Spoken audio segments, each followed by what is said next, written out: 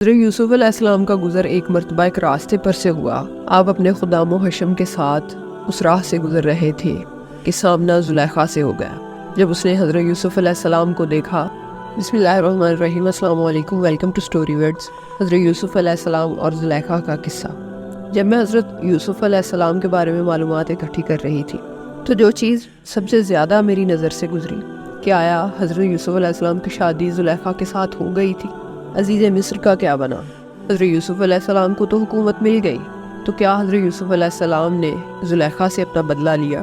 یہ بہت سارے سوالات جو باقاعدہ بہت سے عالموں سے فتووں کی شکل میں پوچھے گئے تھے، تو مجھے فوراً اپنے انگلش لٹریچر کی وہ نظم یاد آ گئی، رچرڈ ولبر کی تھی، مارجنیلیا۔ اس کا سینٹرل آئیڈیا یہی تھا کہ تمام جانداروں کے اندر ایک قسم کی کیوریوسٹی پائی جاتی ہے، وہ ان چیزوں کے بارے میں جاننا چاہتے ہیں جو مارجن لائن سے آگے ہوتی ہیں۔ چونکہ حضرت یوسف علیہ السلام اور زلیخا کے بارے میں بہت زیادہ قرآن اور حدیث میں کچھ تفصیلات نہیں ملتی، مگر پھر بھی لوگ اس واقعے کو جاننے کے لیے بہت مضطرب نظر آتے ہیں، تو چلے آئیں آپ کی یہ مشکل آسان کرنے میں آپ کا ساتھ دیتے ہیں۔ معاملہ شروع ہوتا ہے جب حضرت یوسف علیہ السلام کو عزیز مصر خرید کر گھر لے آتا ہے۔ چونکہ اس کی اولاد نہیں تھی، اس لیے وہ انہیں اپنا بیٹا بنانا چاہتا تھا۔ اسے ہر قسم کی سہولیات انہیں مہیا کی۔ پھر اس کے بعد زلیخا نے آپ کو برائی کی دعوت دی، لیکن آپ نے اللہ کی پناہ مانگی۔ جس وقت آپ اس کے شر سے بچنے کے لیے بھاگے تو اس نے آپ کا کرتا پیچھے سے پکڑا جو پھٹ گیا، اور جب دروازے میں آئے تو وہاں پر عزیز مصر کھڑا تھا۔ وہ اکیلا نہیں تھا، اس کے ساتھ ایک اور شخص تھا جس کا نام تھا زکی، اور وہ اس کا چچا زاد بھائی تھا جو کہ ایک زیرک انسان تھا۔ اس نے جب حضرت یوسف علیہ السلام کی پھٹی ہوئی قمیض دیکھی تو اس نے کہا کہ قصور یوسف علیہ السلام کا نہیں، زلیخا کا ہے۔ ایک دوسری روایت ملتی ہے کہ ایک چھوٹے 4 ماہ کے بچے نے حضرت یوسف علیہ السلام کی بریت کی گواہی دی۔ معاملہ رفع دفع ہو گیا، لیکن بات مصر کی امیر زادیوں تک پہنچ گئی۔ انہوں نے زلیخا کا بہت مذاق اڑایا۔ اس نے ان سے بدلہ لینے کی ٹھان لی۔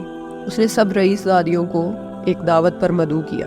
کھانے کے بعد جب انہیں پھل پیش کیے گئے، ساتھ میں چھریاں تھیں، تو عین اس وقت جب وہ پھل کاٹنے کے لیے تیار تھیں تو اس نے حضرت یوسف علیہ السلام کو بلایا۔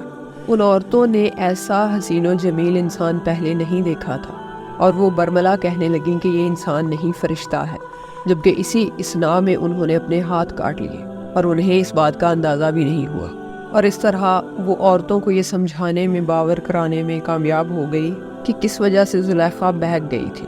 لیکن معاملہ یہی ختم نہیں ہوا۔ وہ کسی بھی طرح حضرت یوسف علیہ السلام کو اپنے بس میں کرنا چاہتی تھی، لیکن انکار کی صورت میں اس نے عزیز مصر کو اس بات پر آمادہ کیا کہ وہ حضرت یوسف علیہ السلام کو زندان میں ڈال دے، اور اس طرح حضرت یوسف علیہ السلام بے گناہ زندان میں ڈال دیے گئے، جہاں انہوں نے 9 سال کا طویل عرصہ گزارا۔ لیکن جیسا کہ قرآن پاک میں ارشاد باری تعالیٰ ہے، اِنَّ مَعَ الْعُسْرِ یُسْرًا، بے شک دشواری کے ساتھ آسانی ہے۔ تو حضرت یوسف علیہ السلام کو انصاف ملا، لیکن 9 سال بعد جب بادشاہ نے خواب دیکھا، اس کی تعبیر آپ نے بتائی، اور بادشاہ نے آپ کو اپنے سامنے پیش کرنے کا حکم دیا، مگر آپ نے رہا ہونے سے پہلے اپنے مقدمے کو دوبارہ سنے جانے کی استدعا کی۔ دوبارہ سے سارے معاملے کو دیکھا گیا، ان عورتوں کو بلایا گیا جنہوں نے اپنے ہاتھ کاٹے تھے، اور اس طرح حضرت یوسف علیہ السلام کی بے گناہی ثابت ہوئی، اور آپ علیہ السلام باہر تشریف لائے۔ اس بات نے بھی بادشاہ کے دل پر گہرا اثر کیا، اور پھر جب اس نے حضرت یوسف علیہ السلام سے پوچھا کہ اس سخت معاملے سے نکلنے کے لیے مجھے کیا اقدامات کرنے چاہیے، تو آپ نے ایک انتہائی بہترین مشورہ دیا کہ زیادہ سے زیادہ اناج اگایا جائے، اور پھر آپ علیہ السلام نے اس سے کہا کہ بادشاہ انہیں مختار عام بنا دے تو وہ اس معاملے سے نمٹ لیں گے اللہ کے فضل کے ساتھ۔ تو اس طرح حضرت یوسف علیہ السلام کو مصر میں حکومت دی گئی، انہیں مختار عام مقرر کر دیا گیا، یعنی انہیں وہی عہدہ دے دیا گیا جو کبھی عزیز مصر کے پاس تھا۔ باقی جس طرح بخوبی حضرت یوسف علیہ السلام نے وہ امور سنبھالے، یہ سب ہم جانتے ہیں۔ حضرت یوسف علیہ السلام کا گزر ایک مرتبہ ایک راستے پر سے ہوا۔ آپ اپنے خدام و حشم کے ساتھ اس راہ سے گزر رہے تھے کہ سامنا زلیخا سے ہو گیا۔ جب اس نے حضرت یوسف علیہ السلام کو دیکھا تو وہ بولی کہ سب تعریفیں اسی خدا کے لیے ہیں جس نے ایک غلام کو اپنی عبادت کے بدلے بادشاہ بنا دیا، اور بادشاہ کو اس کی نافرمانی کے بدلے غلام بنا دیا۔ یعنی اس نے اقرار کیا کہ اس نے اللہ کی نافرمانی کی تھی۔ یہ واقعہ جو ابھی آپ سے بیان کیا گیا ہے، اس کا حوالہ علامہ ابو اللیث نصر بن محمد ان کی کتاب بحر العلوم سے لیا گیا ہے، اور تفسیر ابن کثیر، تفسیر طبری، تفسیر سمرقندی، ان تمام تفسیروں میں ابن جریر، محمد بن اسحاق اور علامہ طبری ان باتوں کو نقل کرتے ہیں کہ جن دنوں حضرت یوسف علیہ السلام کو عزیز مصر بنایا گیا، اس کے کچھ ہی عرصہ بعد عزیز مصر کا انتقال ہو گیا، اور جو اس وقت کا مصر کا بادشاہ تھا جس کا نام ولید بن ریان بتایا جاتا ہے، اس نے حضرت یوسف علیہ السلام کا نکاح زلیخا کے ساتھ کر دیا تھا۔ اور مزید وہ یہ بھی لکھتے ہیں کہ جب حضرت یوسف علیہ السلام کی ملاقات زلیخا سے ہوئی تو انہوں نے کہا کہ کیا یہ بہتر نہیں ہے بجائے اس کے کہ جس کی تم مجھے دعوت دے رہی تھی؟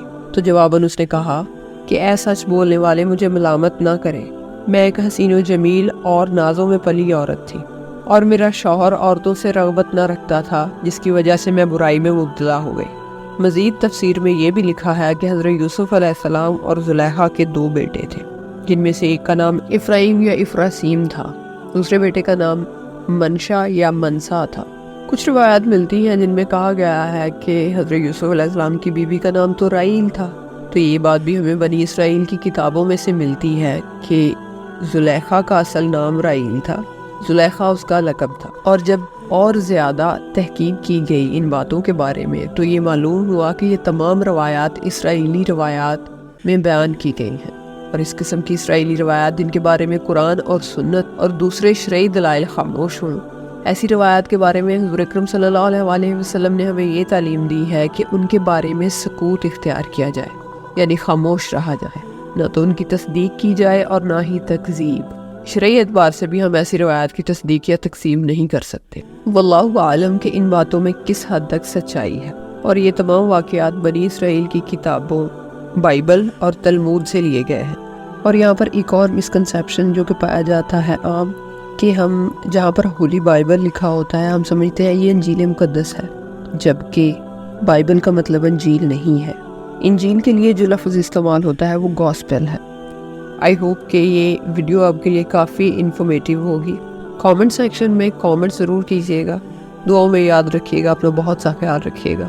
جزاک اللہ خیرا و احسن الجزا۔ السلام علیکم۔